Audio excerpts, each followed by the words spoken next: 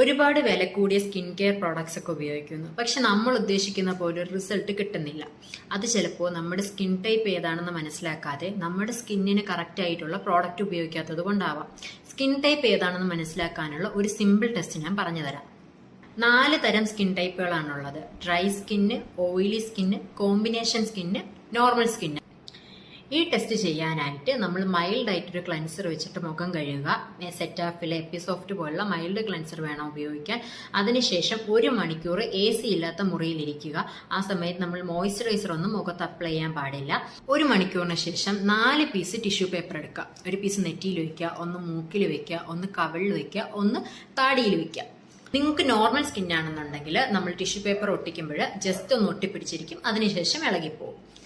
Oily skin ആണെന്നുണ്ടെങ്കിൽ നമ്മൾ ഒട്ടിച്ച tissue paper 4 നമ്മുടെ മുഖത്ത് തന്നെ പറ്റിപ്പിടിച്ചിരിക്കും. ഡ്രൈ സ്കിൻ ആണെന്നുണ്ടെങ്കിൽ ഒട്ടിക്കാൻ ശ്രമിച്ചാലും അത് നമ്മുടെ മുഖത്ത് പറ്റിപ്പിടിക്കത്തില്ല, ഇളകിപ്പോവും. ഇനി കോമ്പിനേഷൻ സ്കിൻ ആണെന്നുണ്ടെങ്കിൽ T-സോൺ, അതായത് നെറ്റിയിലും മൂക്കിലും ഉള്ള ടിഷ്യൂ പേപ്പർ അവിടെ ഒട്ടിപ്പിടിച്ചിരിക്കും, ബാക്കിയുള്ളിടത്തുള്ളത് ഇളകിപ്പോവും.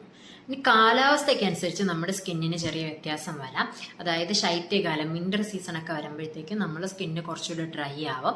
ഹോർമോണൽ ചേഞ്ച് വരുമ്പോൾ സ്കിന്നിന് വ്യത്യാസം വരും. അതായത് സ്ത്രീകളിൽ പീരിയഡ്സ് ആവുന്നതിന് ഒരാഴ്ചയ്ക്ക് മുന്നേക്ക് നമ്മുടെ സ്കിന്ന് കുറച്ചുകൂടി ഓയിലി ആവാറുണ്ട്.